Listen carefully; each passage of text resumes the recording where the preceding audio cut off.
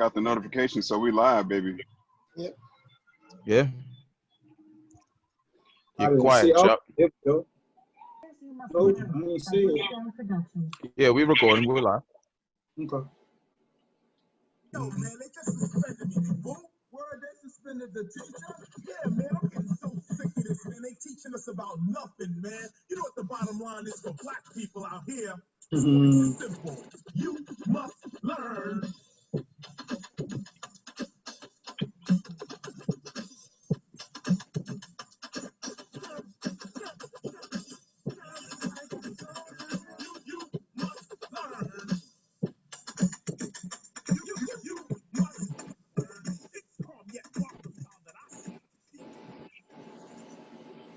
Foreign Minds, fellas, How you doing? we're back again, and we have a super crazy, like, this is literally like an emergency episode. Like, you never see us live on what's the day, Monday, Tuesday? Like, I lost track of what day it is. But this is an important episode for us. We really wanted to give the opportunity to delve deeper, dig deeper into what we were talking about before in terms of the importance of educators and how they're dealing with life with COVID as we see it, and their plans and their thoughts and opinions and ideas. And so we wanted to make sure we brought all that to the forefront. Let me start with that real quick. You already know who I am. It's Charles Jones. No, I'm not Charlie Hustle today, man. We're going to keep it Charles Jones, real PG version. This is kid-friendly today. You heard me? And I'm always Sam Little, Mr. Maritime. And I'm still the chef, Mr. Main Topic. So you see our beautiful faces every couple of times a week, right? And I know y'all appreciate seeing me on here. I know you appreciate seeing me clean shaven. I know you appreciate the legendary glasses game. I know you appreciate all that. Like I get it. I understand, and I Can we move on? but we have some amazing faces with us also. Yes, we do. Some of those educators we were talking about. We brought in the incomparable Julie Johnson. Julie, tell me about yourself real quick. Give it to me in like 10 seconds or less. Okay, so I'm a teacher in Polk County, Florida, specifically Lakeland, and I've been teaching. This is going to be my 15th year coming up teaching. This year I'm in 6th grade English language arts, but I've taught second, third, fourth, and then now 6th grade is what I'm teaching. Nice. Incredible. Well, welcome to the show. We appreciate you joining us for sure. Thank you. Below her, I'm not sure how y'all screens show, but below her we have the amazing Christine Yancey. Christine, welcome to the show. Give me a brief blurb about yourself and who Christine is. I am a 4th grade teacher in Boston. This is my 3rd year. I just finished. I'm a newbie because I'm a career changer. I was always wanting to teach. I left my job, went back to school and got my master's, and now I'm teaching the babies. Wow. All right. That's dope. That's incredible. That's incredible. And last but not least, you know, I don't know if he needs much introduction. I've already chastised him on his school affiliation, so we're not gonna talk about that. Yes. But it's the homie Jason Harris. Jason, welcome to the show. Good evening. Quick thing, Appreciate you. brother. Give me a quick thing, 10 seconds, bro. Yes, sir. Just finished my 15th year teaching in BPS. I taught Spanish 1 and 2 for 13 plus years. I'm now a phys ed teacher, and I coach girls basketball. So I coached against Sammy's daughter a couple years ago, and you know, been doing this for a few years. So it's a pleasure to be here, and I appreciate y'all. Amazing. Yo, Jay, you're old, man. 15 years? Yo, chill out. I started young. I know. I'm like, Jay, you're my age. Hold up. Yeah. Yes, sir. And Christine, you know, she's a big Patriot fan, by the way, Charles. Big Patriot fan. You can kind of see him in my son's Chuck. room, but excuse my son's hole in the wall because, you know, he was a teenager at one point. But that's I think we all have flaws. Chuck, come on home, Chuck. Come on home, we all have flaws. I can't judge her on that. I'm gonna send her a Raiders hat at the end of the episode. Maybe we can get her right.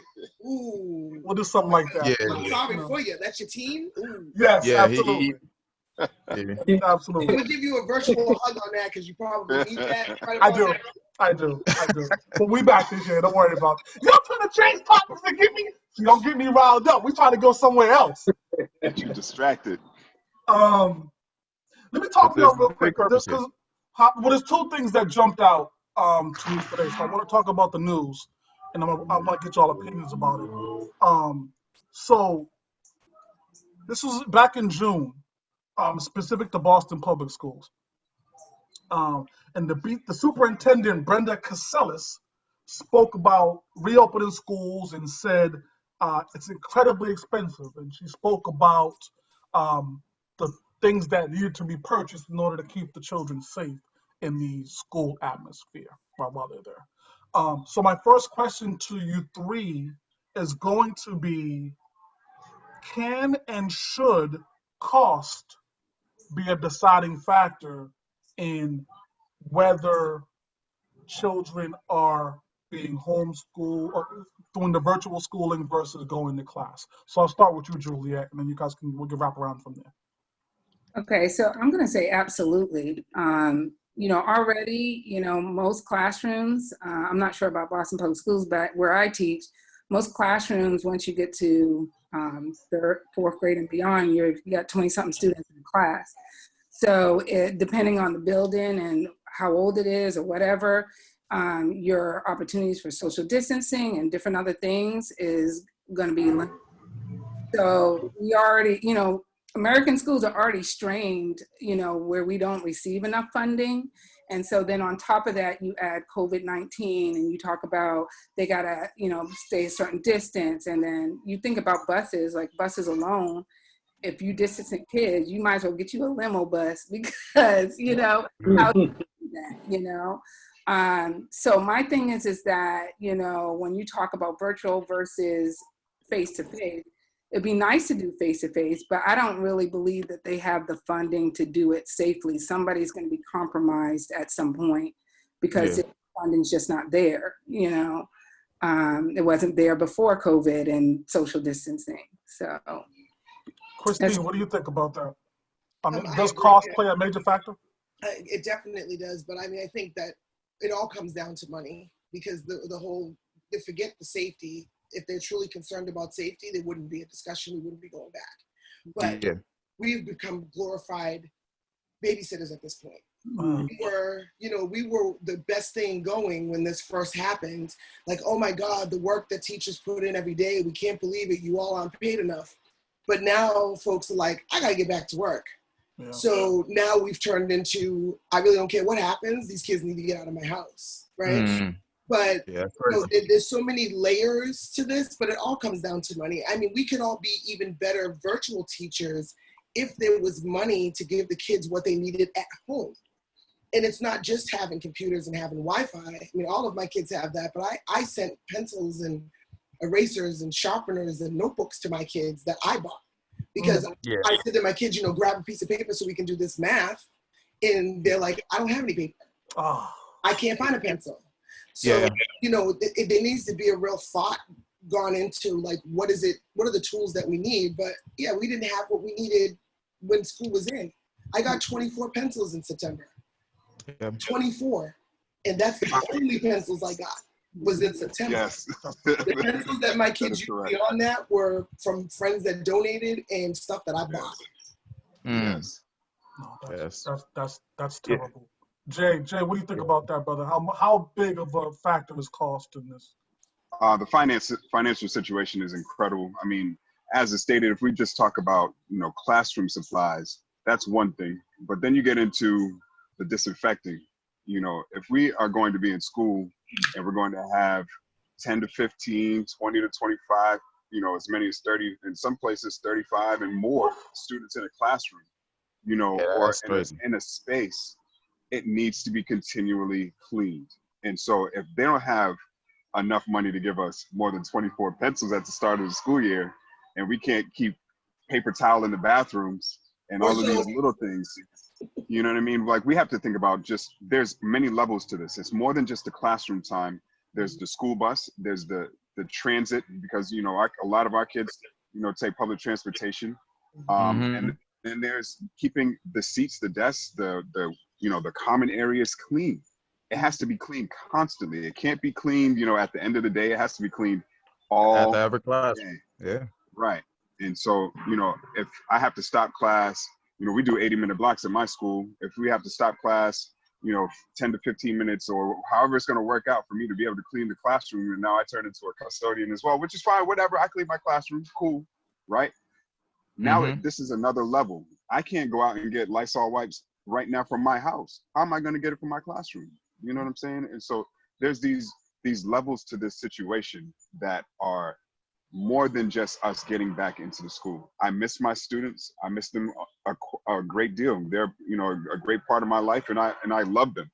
But I don't want to be there, at a point where it's going to be detrimental to them, to me, to their families, to my family, and to our extended families. Just in the name of putting on a good show and being back live in school. It's not putting on a show, but because there's more to it. There's like I said, there's levels to it. And, the in-person learning is fundamental to everybody. But there's a lot more that needs to be said for this virus and this situation. And I think we need to do our due diligence and be patient. Yeah. I think Sammy and Maine, I speak for y'all when I say that educators, are, and a lot of people would agree with this, are the least appreciated people in the country when it comes to salary and funding versus what they actually provide to our community, to our youth. Yes. So yeah, definitely. Just the lack of recognition of that, it always astounds me because I've never heard of someone trying to fix that gap. Right? There's a very wide gap between their appreciation level and what they actually, how they're actually appreciated. Right? We can all say, "Oh yeah, I appreciate teachers," but if they can't afford pencils, that there's some confusion there. There's some disconnect there. So work it out. Just having that conversation about cost is a good start for this because I wanted to kind of understand that. Like I've never really been a proponent of money should make decisions. I never liked that. I just say make the decisions and we'll deal with the cost problems after that, right? If they have needs, let's deal with the needs and then we'll figure out how we make that money back later. So yeah, that's important. But that's what it is. Yeah, I don't know how that. To recognize that if they don't take care of the children and the people that are watching the children, this goes for daycare to elementary age to middle school and high school, the world can't work, right? Like even if we didn't have a virus, say there was some reason why we couldn't be doing in-person schooling, folks can't go to work. So if folks can't go to work, then they can't make money for the economy, right? And then on the other end of the scale, if you've got elderly family members that you have to take care of because they're ill, and you can't take care of them, you can't go to work because you have to stay home and take care of them, like it's affecting that whole middle of the world. Yeah. So there needs to be some real thought process to like, how can we fix this and make it safe and allow people what they need? I mean, there are some people that have to go to work. Right. So like, what can we do to make that happen for them and still be safe? It might be that we can do some kind of something else to allow folks to go to work and not have to pour all this money in. Maybe we can do something different. But I don't think anybody's really talking about that. Juliet and I spoke earlier just briefly about some of the dynamics that happen in home, with a parent who, has to go to work. And so they either, A, keep the child home and go to work, and now they're looking at some child endangerment issues by leaving the kid there by themselves. Or B, they stay home, now they've lost their job, can't afford the rent, now they're dealing with some other kind of problems. Or C, even worse, they go to work, but send the kid to school who is sick. You know what I mean? Who may knowingly have COVID, but they don't have no other option. You know what I mean? They don't want to go to jail for leaving the kid at home. Go to school, don't cough.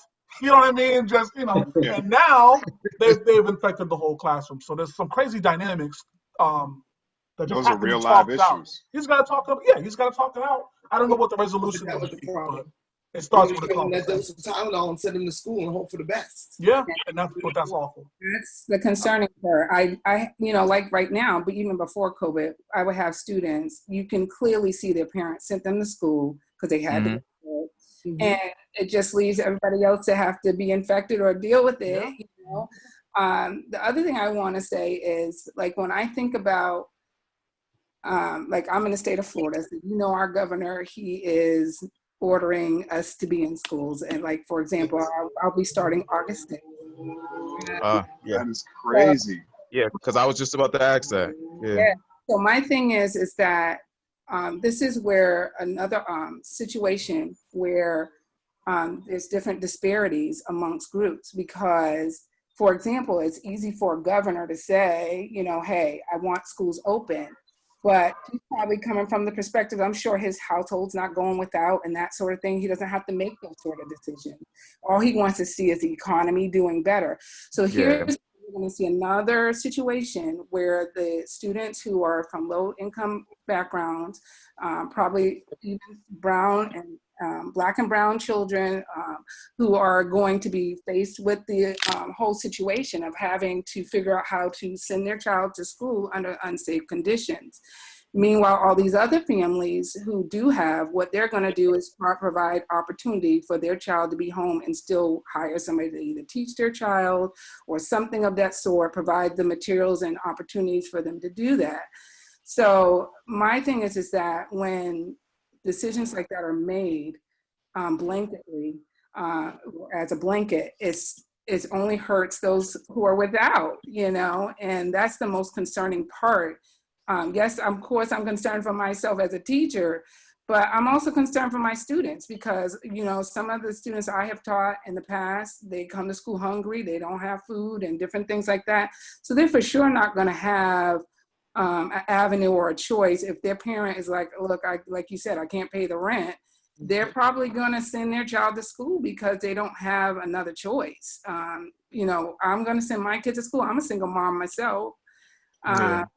And I have to teach. So guess what? My kids are going face to face in August 6th. I have a kindergartner and a 6th grader. Wow. So, you know, those are the kind of concerns that people don't think about, that people don't have choices. They're like, oh, well, you can choose between virtual or face to face, but can you really choose, you know, if your household doesn't provide you that opportunity? That's interesting, Julia, and I especially appreciate that you're down in Florida because that's obviously my state, part of me. And so something that came across the wire today for me that I saw that was super interesting that I wanted to ask you guys about was, and Julie, your specific situation, because I know you're in Florida. If you can't talk about it, tell me, Charles. Yeah, no, I'll pass, and I'll get it right. Yeah. So, the Florida Education Association today filed a lawsuit against the state of Florida. And I guess in the state of Florida, in that sentence, it would be Governor DeSantis and the state education officials. That's who the lawsuit is against, right? Saying they want to stop the reopening of the in-person classes. That's the point of the lawsuit, and they're contending that returning to on-site instruction is a violation of the Florida Constitution. So my question based off of that is that something we can get behind? Is a lawsuit against the governor of the state something we should stand behind, or are we at the mercy of our elected officials? And see, so this is an interesting part because we are a no strike state. Like, teachers can't just get up and walk up out of the classrooms and that sort of thing. That's the interesting part about it. So which is probably leaves us to the only alternative is to bring a lawsuit saying, you know, whether it's endangering staff, students, whatever. I think Governor DeSantis is going to do what he wants, because even if you bring a lawsuit, how long is that going to take to implement? You know, by then districts are going to already be making their decisions about what to do.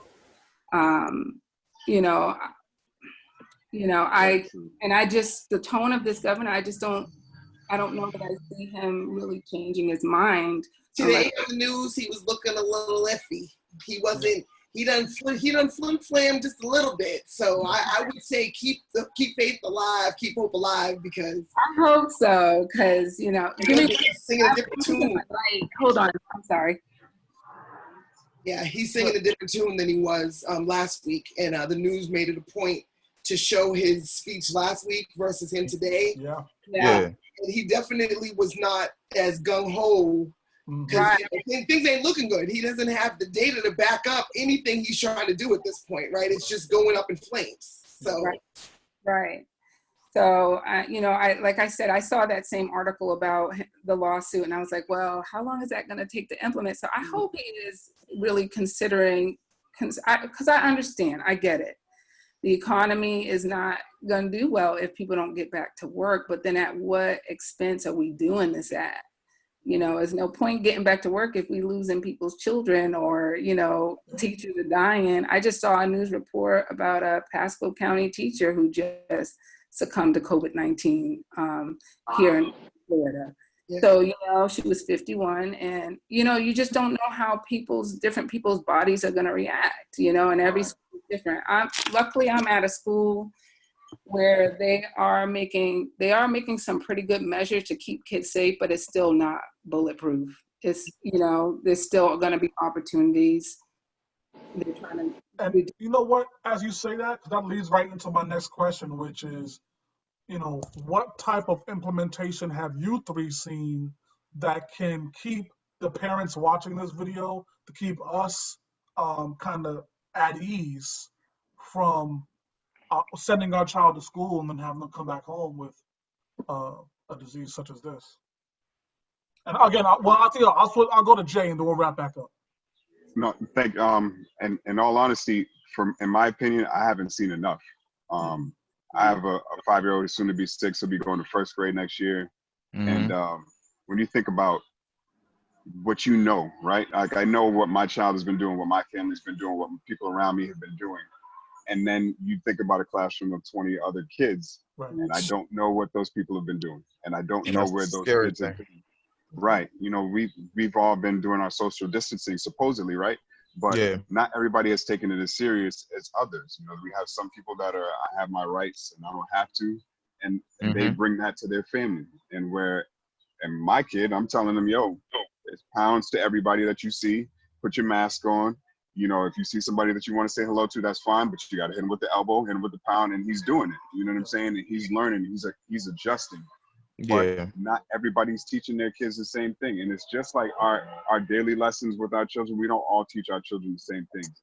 And so with regard to being safe in these regards, there's only so much that that we can do with other people. You know what I mean? Like it's out of our hands. We can't control it. We can't do anything about it. And in a state like Florida, where your hands are tied and you're not allowed to make decisions to, keep yourself safe in a certain regard, it's not fair. You know what I mean? And you putting yourself, okay, I can't send my kid to, I don't agree with sending my kid to school. Now, what are my options, right? And so if up here in Boston and Massachusetts, we're going to go virtual, hopefully that'll be the case. They haven't said yet. If that's the case, cool, good. Then we know that moving forward, we can adjust, we can supplement the kind of education our kids are getting. We can try to find ways, and parents can plan ahead. You know what I'm saying? But Boston, we start so late. We start after Labor Day. They're taking their time, and I understand. You want to do your due diligence and come up with a good plan. But for Florida, where Florida starts in 2.5, 3 weeks, that's looming. That's not like something that is something we can postpone or whatever. That is coming up very, very quickly. The summer's moving along quickly, and the things are not. For me, the things in Florida are not improving. This is like Juliet said. This is, you don't know how people's bodies are going to react. It's life or death for some people. And children. I saw I think it was a governor of Missouri. Kids are going to get it, and that's good. That's fine, or something along those lines. And they can get over it. That's what he said. Yeah, they're gonna get over it. And it's like, how can you be so careless and loose about children because it's not their own children? You know what I'm saying? Like he's in his 60s, maybe 70s, and he doesn't have a child that's going through this. He might have grandchildren, but as was mentioned by Juliet, they have the situations where they can plan ahead and they can get that tutor or they can get that homeschooling done. And the regular working class person does not have that option. And so like I've been, trying to keep my son on the ball. I got him a couple workbooks, a little kindergarten workbook, a little first grade workbook. Spanish workbooks and math workbooks, just to try to keep him sharp, because I know, it's going to come to a head at some point where he's going to be missing certain things, and I don't want him to get out of the routine of school. And this is one of those things where we just have to hope for the best, but we have to also expect the worst. And Florida, I really hold my heart, in prayer for y'all, because it's a serious situation, and I don't think that the people down there in control and the government are taking it as serious as we should. Let me ask you this, Christine. Actually, you know what? Before I do that, Jermaine, I don't want to bring this up. You know what? Hold on real quick. Sparring Minds listeners, pardon me. Don't worry about this part of the show, right? Y'all just put it on mute. I'm gonna have a conversation with my homies real quick, and we'll be right back. Turning it up all the way. Yeah. So, man, real quick, right? Jay speaks Spanish, right? Yes. Sorry. We've been on vacation to Mexico, right? Yes. And when I went to the restaurant, and I said I want carne con queso, and all I wanted was a grilled cheese, right?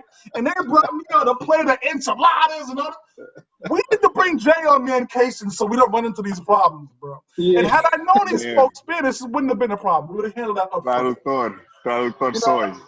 I've known Jay for years, probably over 20 years. Yeah, and I never knew this. And I've never known this. Keep me educated from now on so that I can make the right decisions. So saying, like, one of the things, like when I'm coaching, like I have a lot of kids in my schools that are bilingual, that, Salvadoran, Colombian, Dominican, wherever. And like one of the first times, Carla, she's a coach at Madison, she heard me speaking. She was like, "Yo, Jay, that's not fair. You can't be speaking in Spanish too." And I'm like, I got to be able to tell my kids, you know what I'm saying?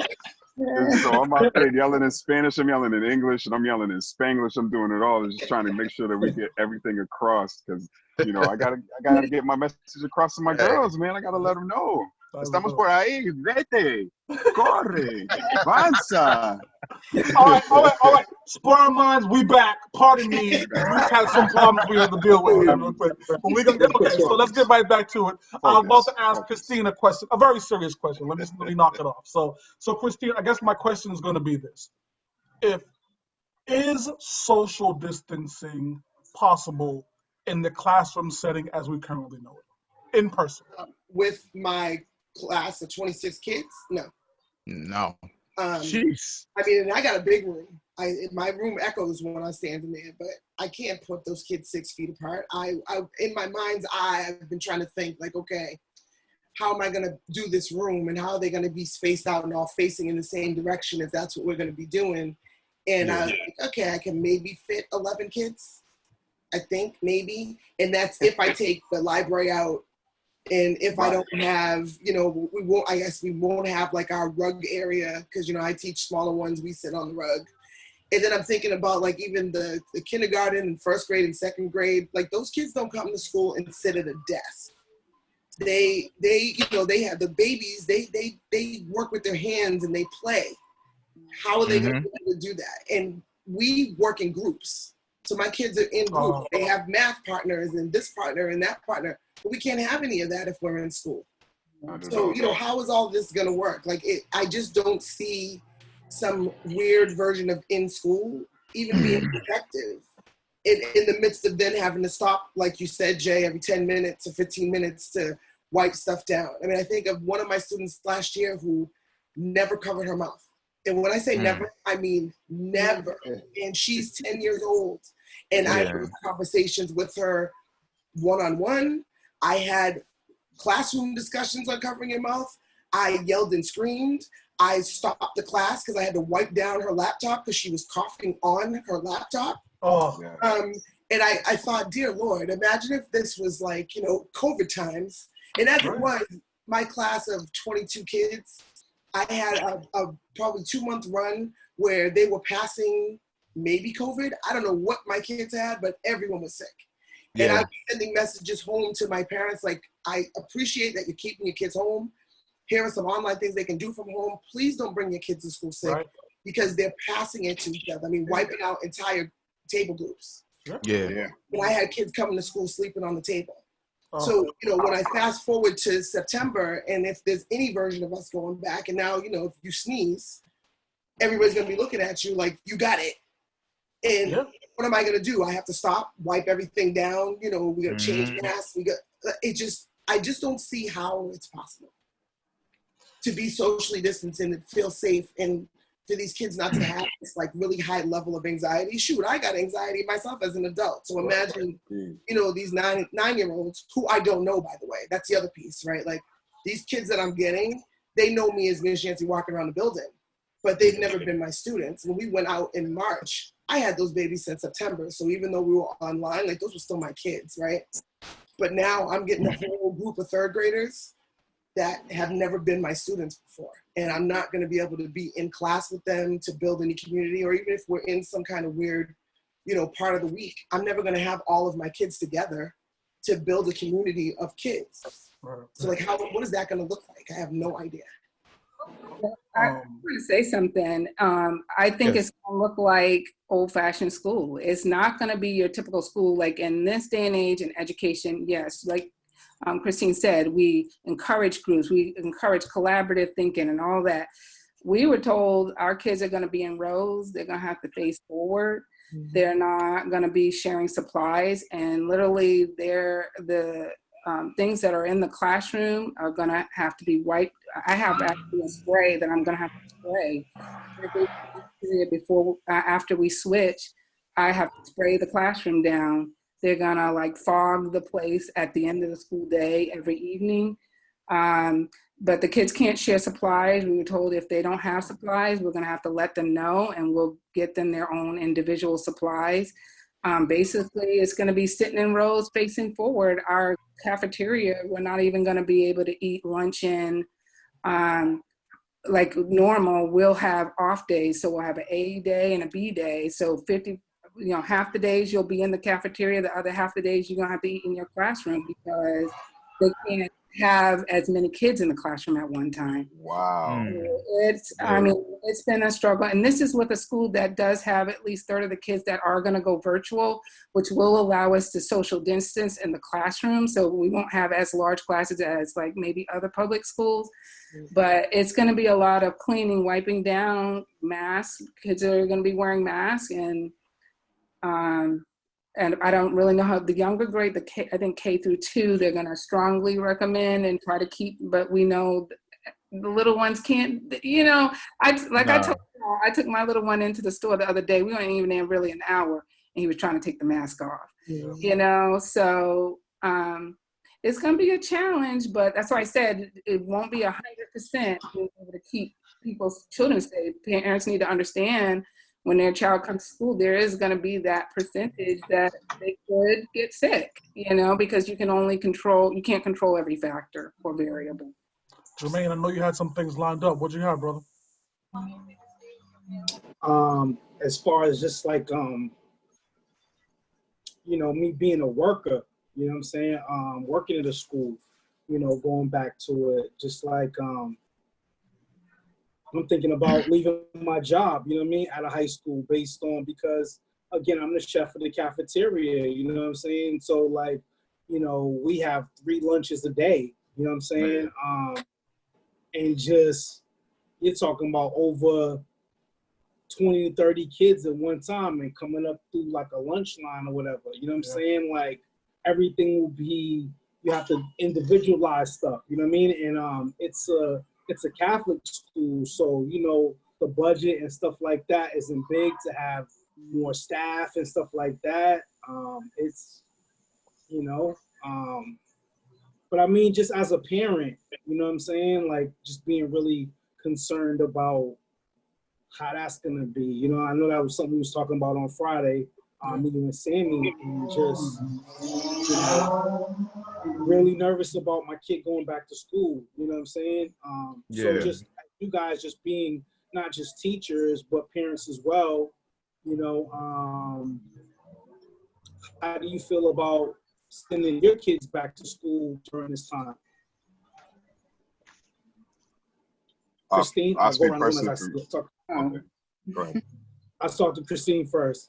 Well, I'm a grandmother, so yes. My babies are grown, but I have a lot of grandchildren, and they're all elementary. Shut up, Sammy. So I got 10, my son has 10 children. That's my man. That's my man. But and one of my grandbabies is still in the hospital. So like in COVID times, it's been really scary because nobody can take a chance on infecting any of the kids so that they don't infect their parents, because then they can't go to the hospital and see her and be with her. But and fortunately, circumstances are right now that both of them are home. And they're able to be home, and my son works at UMass and they're going to be online. So he's going to be, I think, kind of unemployed until they go back to school. So, they might not have to make that choice to have to take their kids and send them to school. But I've been thinking throughout this whole thing that I didn't have any little ones at home. I mean, like, we didn't talk about it, but the fact that both of y'all are teachers and have kids at home with you, right? Like, that's a whole nother level to being online. Like, everyone thinks that teachers are sitting home, kicking their feet up, drinking coffee. And I'm like, I'm spending hours just converting lessons to be able to be given on. And I couldn't even imagine if I then had a kid that I had to help be online, or a kid that's like, mommy, mommy, mommy, mommy, while I'm trying to do this. I mean, I legit am on my computer all day. Yes. Yeah. Jay. I do not envy you at all. No, that's the other side of the coin. And to, Christine's point, my son is 5. He's coming down while I'm in Zoom, and my kids got to know my son very well. Hey, Jay, you know what I'm saying? Like, they say what's up to him every day, because he's coming in, he's popping his head up, he's just waving, he's half asleep, you know what I'm saying? But, that's the other thing. Like, it takes a portion of my day away because I can't be there to help him with his school stuff. And so he's on Zoom. A lady is, trying to take care of her stuff. She's on Zoom, but she's trying to make sure that his Zoom stuff gets done, his Google Classroom stuff gets done. And I'm spending hours, I have to wait till 12 at night when everybody's gone and sleep, so I can focus and get lessons planned and get stuff ready for the next day. And that's my own, that's just the way it works for me. But there's again, the levels to all these things and how things work for people are so vast and distinct that it's just so many levels and in just ways that it's going to be a problem. It's a lot. But it's going to be incredibly difficult for us to make it work across the board. And so, like, I have classes of 33, max is 31, and 33 is fine, because not everybody shows up every day, whatever, fine. And to make it work for everybody to be able to be in that space is going to be impossible. I have kids that work. I was doing a Zoom this in April. A girl was at Market Basket at work on the register talking to me on the Zoom. She was just like, I'm just checking in, Mr. Harris, I'm just checking in. And I'm like, you're at work right now? She's like, yeah, but I had to make sure that you heard me because I hadn't been in a couple of days because I've been at work. And I'm like, sheesh. And she's working in Chelsea. Chelsea was the hot spot for the state for a grip. You know what I'm saying? Mm-hmm. And so it's just, you can't control what kids have to do. Kids have to work because, they want to go to college and they're trying to save money. Or kids have to work because they have to have the lights on. To help support their family. And so there's so many things. Like, I have, I'm in East Boston. I got kids working in Lexington and Arlington. And y'all know, Juliet might not know how far that is, but that's a grip, you know what I'm saying, as far as a commute for a student to go to work. And they're getting home at 1, they're coming to school and they're sleeping. So if they're sleeping now, pre-COVID, they're going to definitely be sleeping with COVID going on because their life has been interrupted. And, they're playing Fortnite and all these games and they're video gaming it up and talking it up till 5 in the morning. Yo, I'm telling you, Roblox, trying to get them to get back into school shape mentally, like lifestyle wise, is going to be a task in itself. So like Juliet, I applaud you because it's going to be a rough go this first month, first week. Everybody's going to be exhausted. We go to the store, that's exhausting. You know what I'm saying? Because it's mentally fatigued. So you add the mental fatigue, the physical fatigue, and then, just the stuff that we're doing on a day-to-day basis with the education, it's going to be incredibly difficult to maintain for a long period of time. Now, Juliet, you mentioned you were sending your kids back to school, didn't you? I am, because I teach. I'm a single mom, so my mom's here right now, but she can't stay. She doesn't stay. She's not going to stay for the whole time. So I have a kindergartner, and Honestly, if I could choose it, I would just choose virtual, even with my child being kindergarten. Just like Jason said, I would just do some enrichment things to keep his mind going. But ideally, kindergartners, they do need to be in front of a teacher, hands-on. That's the best way they learn. But I don't have a choice. And once my mom goes back, if I'm at work as a teacher, my kids gotta be there too, because who's gonna keep and watch them? So we'll be at face-to-face school. So, I am a little concerned, praying. We have this conversation, right? We're talking about the disparity and how it definitely affects folks who all this is already affected, right? And I'm watching Good Morning America, and they're talking about this return to school and what it's going to look like. And every day there's some kind of segment. And I think it was either today or Friday, they were talking about, folks are creating these like bubble classrooms with their neighbors where, they're hiring a teacher. So they're like, this could be a windfall for you because they're charging $350 a student. And I'm like, now picture me going to my, my Cape Verdean immigrant families and Vietnamese families. Like, when you want me, I'm gonna quit my job with BPS and I'm gonna teach your kids it's $350 a week. Like, folks are barely able to work. Yeah. To listen to this conversation, like there are people who have the means that are going to be able to do that, right? And then they talk, well, if you don't have the means, maybe, parents can switch off a day. Like if a parent is good in science or good in math, and it's like, yeah, that might work for another segment of people. But then there's a whole lot of people that are like, what is this math? What do you mean? Why you all do this math this way? And they're not going to be able to teach. Hold on a second now. See, now look, I've been doing this whole time, right? I've been quiet this whole episode. But that new math? Yes, that new math's some bullshit. Nah, Zoe's like, that's not how you do it, Daddy. That's not how you do it. Yo, that new math is something else. We gotta have a whole episode based on that new math. Listen. My son showed me on Zoom one time. He said, Dad, you're doing it wrong. I said, what are you talking about? 6 divided by 2 is 3. Like, what are we talking about? Dad, you have to do the square root of 17 and then multiply by the number of breaths you take. Get out of here, dog. You kidding me? Okay, we back. We focused again. Don't worry. They give the kids too many steps. They don't teach them the Charles basics. is not going to be teaching a group of kids math. My kid's going to be in there playing Fortnite. You get in there and play Fortnite, bro, and knock it off with this math. Not ever. I have a question. Now, they're asking you guys to come back, but are they talking about testing you all and the kids as they come back to kind of like figure out who may have it? Okay, so currently what our process is going to be is the parents just have to check their children from home. We're not having anyone checking temperatures like on campus. No. Yeah.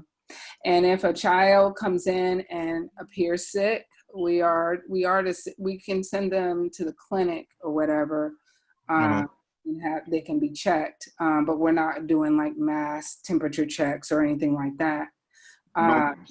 No mass at all? No, they're recommending mass, but we're not doing temperature checks. Every child every single day.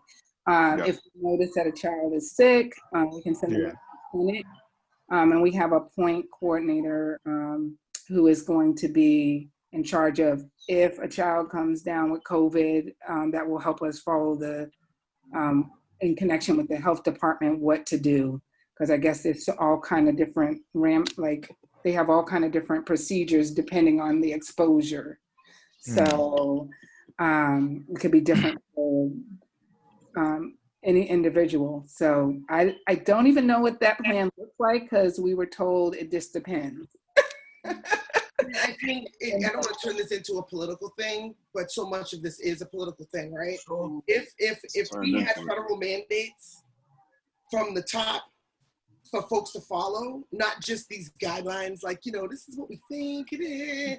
If we had an official mandate, this is what we're going to do, then folks would know what was going on. Like the fact that, the NBA has folks locked up at Disney and everybody's getting tested and, you know, they straight, right? Like nobody has COVID.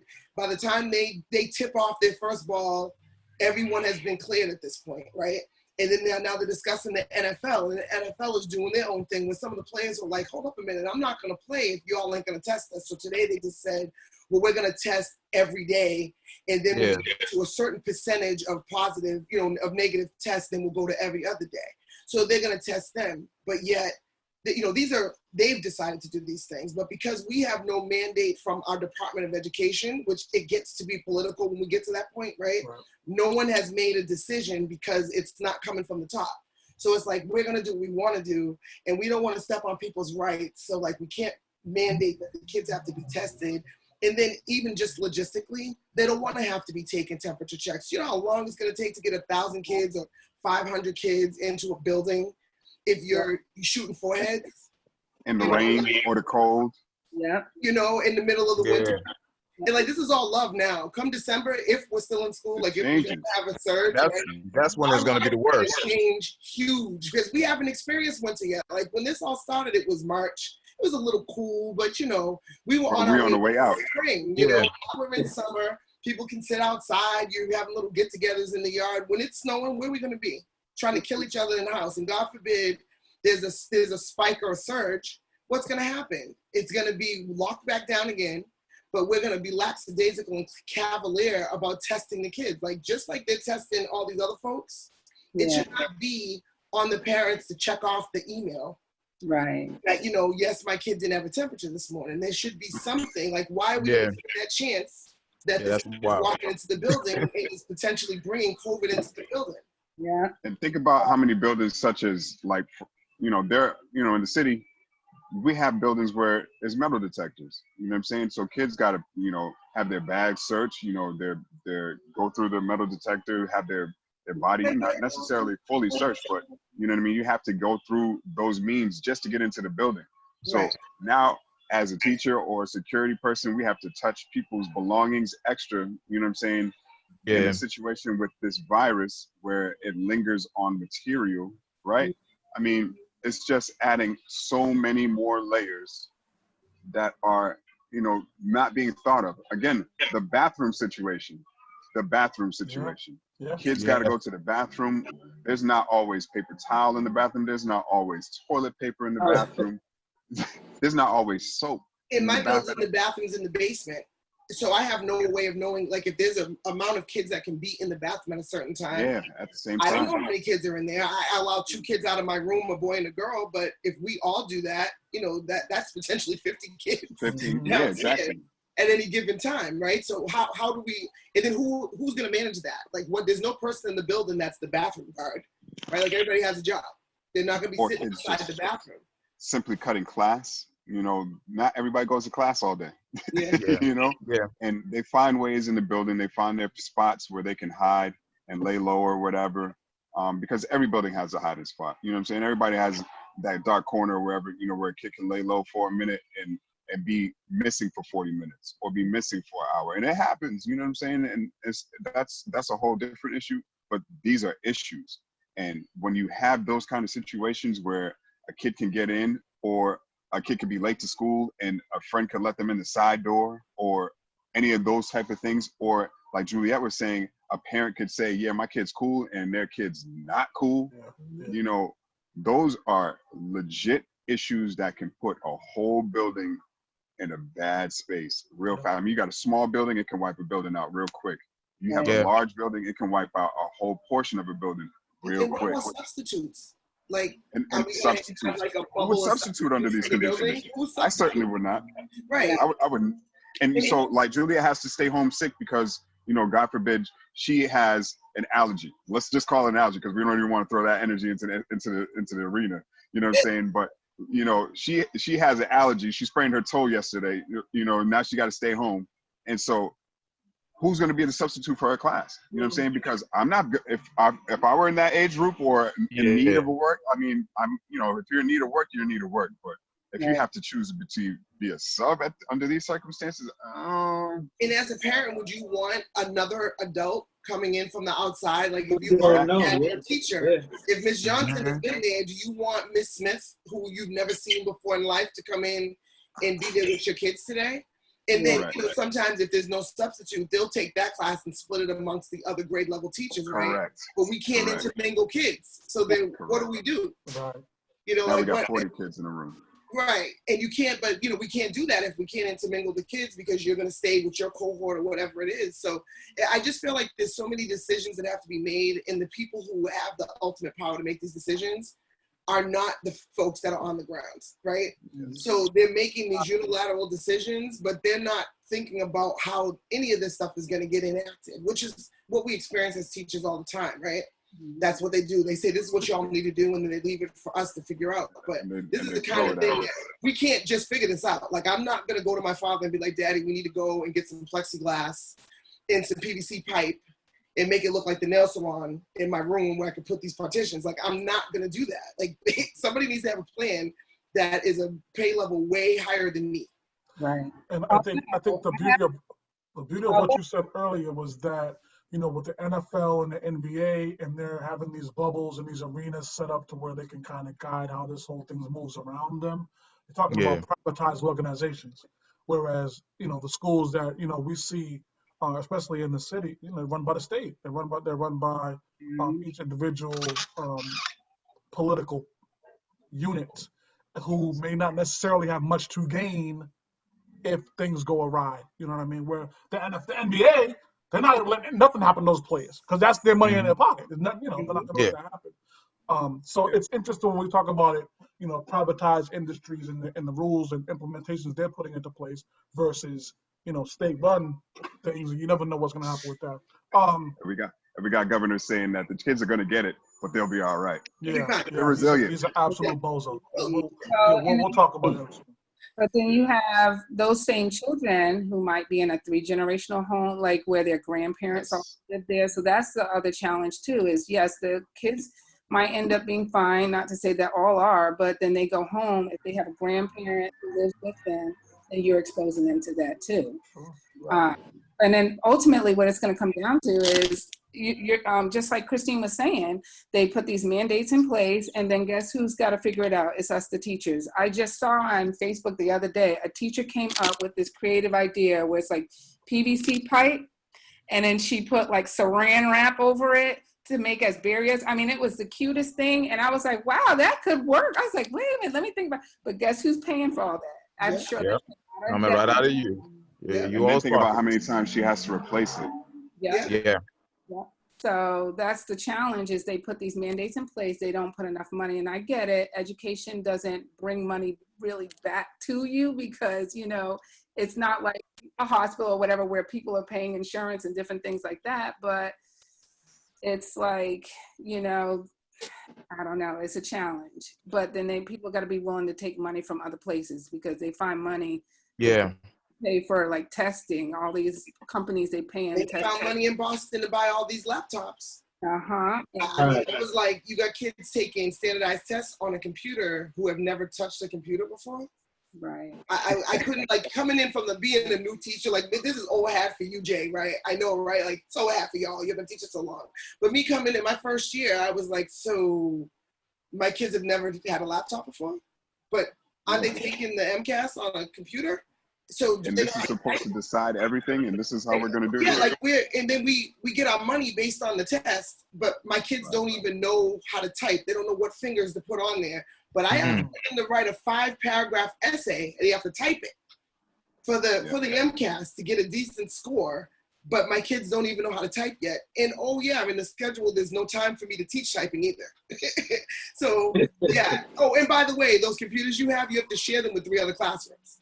But then when we went to COVID, when we went out of school, all of a sudden, like, all this money came. You get a laptop. You get a laptop. Everybody got a laptop, right? Like, they got laptops and hotspots and free Wi-Fi. And it was like, so it took a pandemic to get these kids computers. Like, wow. It's, go ahead, Jay, I'm sorry. No, I was just going to say, I mean, it's great that they were able to do that. But it shouldn't take everybody to be having to stay at home for everybody to have the access that they need, and to have the ability to use a computer on a regular basis is a luxury in a lot of regards. You know what I'm saying? And a lot of kids, you know, had to sign up for those laptops, and when they finally got them, they, you know, it did great for them. They were able to log into the Zooms, you know, assuming that they did, and be on Google Classroom and do the things that they were supposed to do.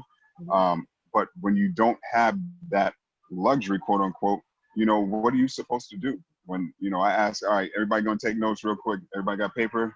And I get, you know, half the class and say, yo, can I get a piece of paper real quick? You know, I mean, fine, I'll give you paper, but this is what we're talking about. Like, this is where the funding comes. You know, a kid doesn't have a notebook, kid doesn't have a paper, you know, and you tell them at the beginning of school, all right, we need you to get this, this, this, and this. And they come back and they don't, you know, barely have a consistent pen.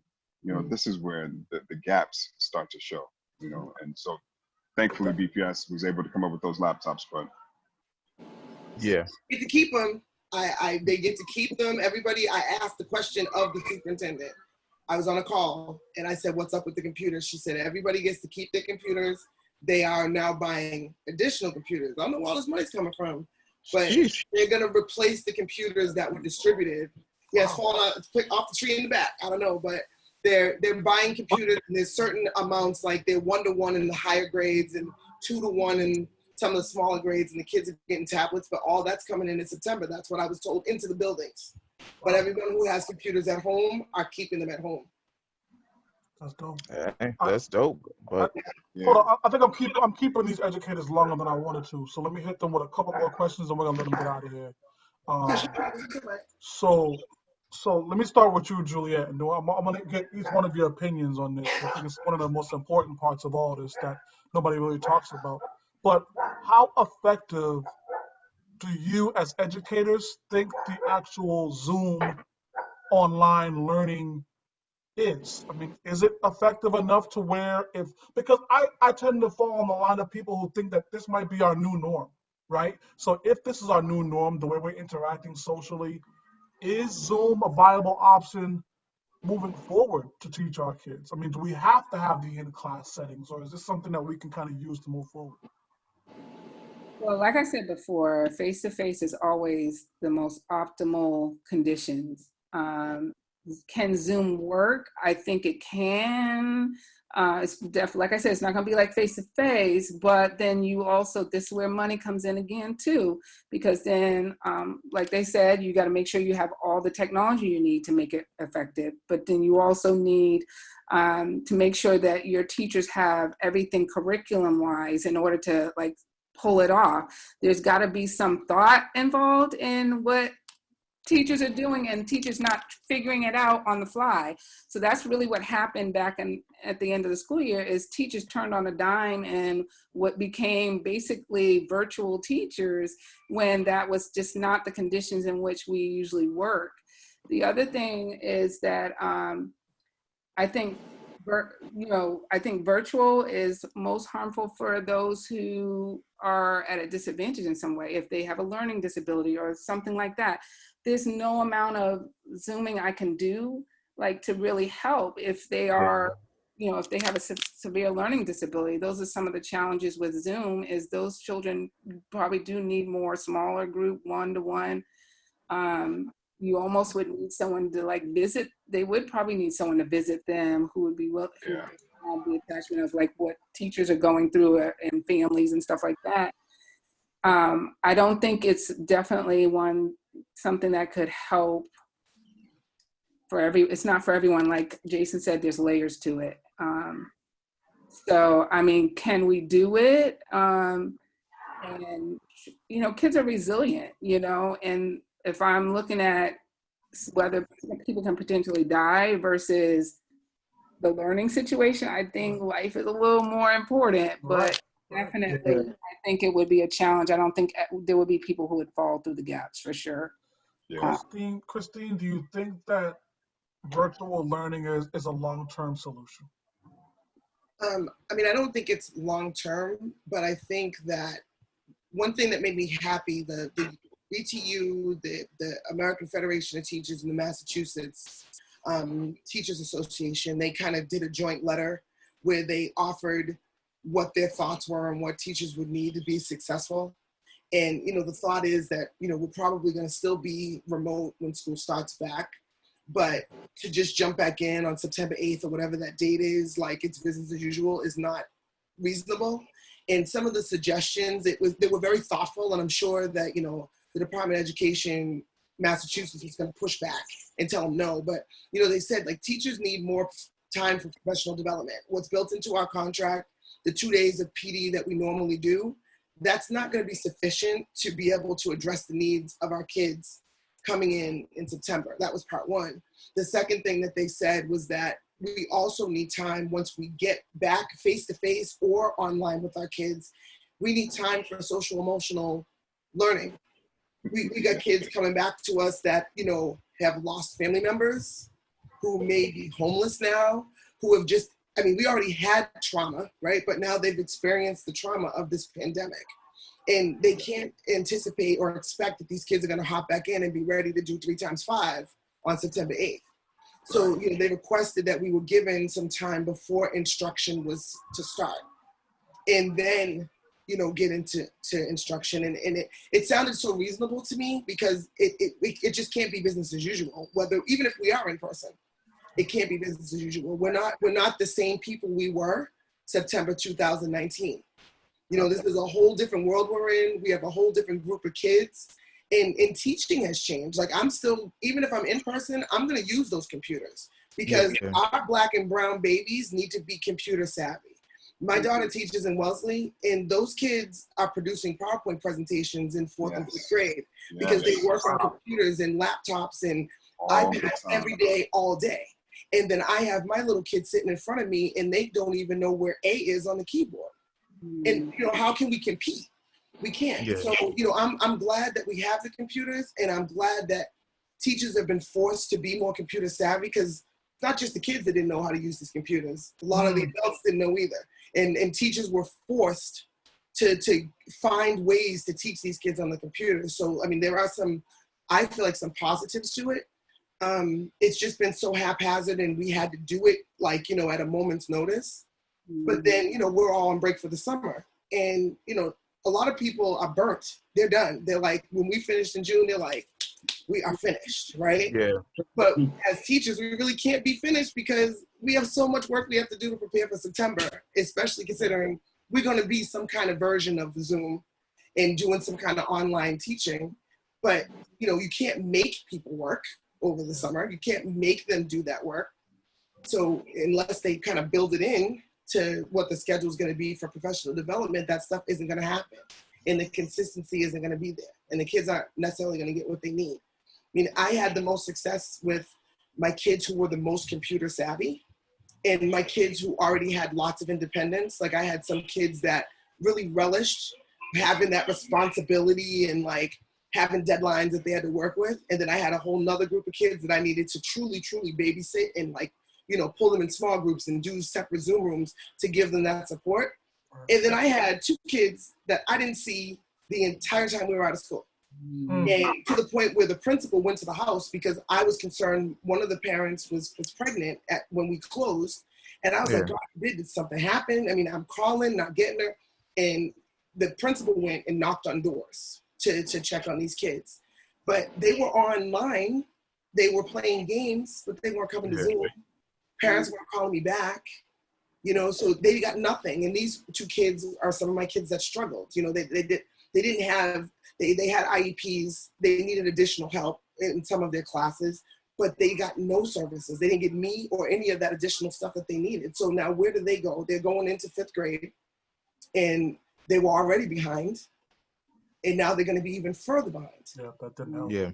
Doesn't help. Jay, let me ask you this, and we're going to wrap on this, if that's okay with y'all. So, Jay, so you're sitting down in front of the governor of Massachusetts. He says, Jay, what's the solution? How do we fix this? What's your plan for September? You tell me what you want to get done. What would you say to him? I would say a lot of things that Christine just said, just that we need to be able to be ready for the fact that as on a whole, we should not be putting our children in the crosshairs. These are children, right? If we gave all this respect to our first responders in February, March, April, and May, you know, for the work that they were doing, then we need to continue to respect them and the work that they did, and not allow for a situation that will put them back in the crosshairs. By getting these children out there into this situation is not doing anybody a service.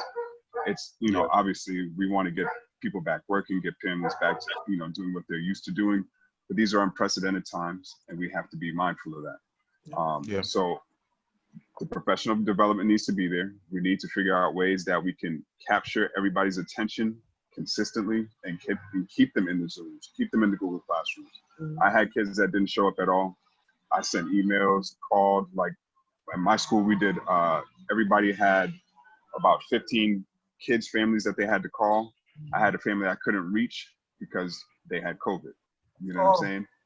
And so the kid gets back in contact with me later, like, Mister, I'm sorry I missed out on all these weeks, but, you know, I had COVID, my father had COVID, my mother didn't, but, you know, you had an old number for her and we were under the weather, you know what I'm saying? And he was in 9th grade, you know what I'm saying? So as Christine said, the PTSD from this is going to be real. The trauma from this is going to be real. The social emotional that we're going to be dealing with, and we already have kids that have so many, like my school has great counseling, thankfully. I got kids that say, yo, Mr. Harris, I need a minute. I'm going to see the counselor real quick. Cool. Or their counselor comes to get them or whatever. The levels of this are going to, you know, of the trauma is going to increase. We need round the clock care. I mean, I don't know how that's going to be possible, but kids going to need so much help from, you know, on the educational level, but also on a social level. You know, it's important for kids to be able to be around each other, to have their friends. You know, I miss my friends. You know what I'm saying? I miss giving hugs to people. I miss giving pounds and daps and, you know, and giving my people love that I'm accustomed to giving. Like, I see Sammy every week. I ain't seen Sammy since the end of February. You know what I mean? Yeah. And, you know, and that's just a part of my world. That's part of my life. So for kids, like, I can deal with that. You know, I'm able to see Sammy on Facebook or whatever, and I'm glad y'all have me on, you know, Sparring Minds or whatever. But kids need this in a way that we can't even imagine. And we don't think about it all the time until it becomes, you know, it hits us in the face. And so for the governor, I would say, please understand, and thankfully we're in a place where our governor kind of gets it, I hope. You know what I mean? He's kind of leaving it to the local levels, which again goes back to this, stop leaving it to local officials. Just put out a mandate and say, this is what we're doing. Right. And let everybody fall in place. Now, I get it that Bellingham is different than Boston Public, and Bellingham is also different than Auburn and North Adams, because those places have less cases because there's less people and it's spread out or whatever. And in Florida, you got the same kind of situations. There's certain areas where they're not as densely populated, but I'm in a very densely populated area, and we're in a very densely populated system. And I feel as if the state needs to address it in that regard. You know, I mean, ideally, I would love to be able to go back to school in September. Because, like I said, I miss doing what I do, and I miss my kids, and I'd like to get back to some normalcy. And they need it, I need it. You know, every day is like Saturday right now. It's like Groundhog Day. You know what I'm saying? But, you know, at some point it has to end. But this ain't the time. You know what I'm saying? Like, we don't know what the long-term effects of this is going to be. So you send an 8-year-old, they get COVID, they heal. But what is it going to do for their asthma that they already have? Right. You know what I'm saying? Right. What is it going to do for their, you know, their PTSD, the trauma that they've already seen? You know what I mean? Let's not put kids under more stress. Let's find ways to give them peace during these times. So, like, my son stays up till 10 now. You know what I'm saying? Because whatever, as long as he's happy and he's getting his rest and he's getting up and he's ready to rock the next day, cool. Fortnite. But he's not there yet. Thank God. Thank God. Thank God. He's got, they got roadblock. Roadblock. He ain't even messing with that. I'm trying to look around, make sure he ain't hearing none of this. But you know what I mean? You know, we got to do what we got to do to make sure that our kids and our people stay healthy. You know what I'm saying? And so, like, I stayed away from my parents for a while because I told them to sit down and let me and my brother take care of them. And they did. You know what I'm saying? And so we've been able to now go and give them hugs because they haven't been going out. You know what I'm saying? And so it's the little things that'll get us back in track, but we all have to be on the same page about doing the little things so we can get right. And because this topic has become so politicized, it's turned it into a red versus blue, a lib versus a, you know, Republican, you know what I'm saying? And you know, it's stupid. It's such childish shit, excuse my language, but you know, bull crap, man. And like, if we can get on the same page and figure these things out and just do what's right by everybody rather than it's right by me and being so selfish, I think we can get back to a good place. Like, you know, if you look at like, I saw something on sports related. I'll say this so we can wrap it up, but they said getting back sports was the reward for doing things right. You know what I'm saying? And so there was a country that was able to go back, I think it was New Zealand or something. They had fans at games, soccer games, or, you know, Australian rules football, whatever the hell it was. They had a stadium full of people. You know what I'm saying? We can't even get a bus full of people. You know what I'm saying? In the same place, no mask. You know, they have essentially defeated COVID. We haven't defeated COVID in your town, my town, anybody's town. You know what I'm saying? And that's because we're not on the same page. We can't get on the same, you know, wavelength about everything. And if we could do that, we can have better success and can keep this from being a prolonged situation. 2020, like we were saying in March, 2020 is canceled. People keep trying to open it back up, but we're still canceled, man. And what we're doing right now is putting 2021 in jeopardy and our future. If we can get ourselves in order, we can get this thing under control, and we can be in some space where things can get cool. I think the good thing about this episode and is that, Sammy, you owe me $10 first off, because I wasn't the first one to swear on this show. So I told him, I said, I was not going to swear. I'm going to keep it PG. Happy you said shit. Me too. You loosened it up for me because I was like, we supposed to be educators and being prim and proper. I should put my tie on and shit. But you know, you said something, so let me go. I was messed okay. up with the shirt. I know. You see, I flipped it inside out. We definitely appreciate y'all coming on, and I love this open forum, being able to have this conversation with this is dope. Professionals in that industry and kind of just talk it out, you know what I mean, and just kind of see what everybody's ideas are. I mean, that's how you learn first off, and then that's also how you come to making better decisions. Is just talking it out, kind of seeing what thoughts are. So hopefully we can get y'all back on soon. You know, as the school season starts to really approach. We'll part two of the Rona. Maine, you got any parting shots, brother? Nah, no parting shots, man. No parting shots today. Okay, Sammy, you got a mirror time for us, King? I don't have a mirror time. I have. Boy, we're struggling today, fellas. We're not struggling. I on purpose. I didn't have a mirror time. I just wanted to give a shout out. I just wanted to say thank you all. I mean, for all you do. For all you do. I mean, you guys are greatly appreciated. The job you do, I respect it wholeheartedly. Zoe gets me up in the morning. I have to do this, do that. I'm like, I got one kid and she drives me crazy. You guys have 20 and 30 kids. I don't see how you guys do it. Much respect. It's a whole lot of love, man. It's a lot of love. And you have to be able to give the kids love because they need it. You know what I'm saying? I think back to teachers that I had that supported me and gave me love. And that's what I try to reflect to my kids and just bounce it off from Mr. Killalay, who gave me, you know, great energy in 11th grade. And I'm trying to give it to my 9th graders, my 10th graders, my 11th graders, my 12th graders, everybody. That's what it's about. Yes. That's what so Jones, I'm sorry. I will give a parting shot to our brother Hightower. He's not here today. You know what I'm saying? So I want to shout him out. He had I had the pleasure of cooking for him, his wife, and some friends yesterday. So I want to give them a parting shot on that note. So absolutely. Hightower, we'll get you back on the show quickly here, brother. Yeah, man. I've been seeing them spreads, bro. They've been looking real good. Yeah, I know. I'm trying to order something for delivery. Word. So yeah, again, I speak for the fellas when I say I appreciate y'all joining us, and hopefully we can do this again real soon. Yeah. For everybody tuning in, you already know this is another legendary, incredible, spectacular episode of Sparring Minds, man. This is your boy Charles Jones. I left Charlie Hustle at home. You see that? Nobody give me no credit, man. Shout out Miss Okawaki and Miss Newton, my Chapter 1 teachers. Love you guys for all you've done for me. I'm out of here. Thank y'all. Thank you. Nice to meet you, Miss Yancey. Nice to meet you, Miss Johnson. You too. Nice to meet you. Be safe, Miss Johnson. Yes, please. Yes. You are not going back in person. You're gonna be home in August. Yes. I received that. I'm putting that in.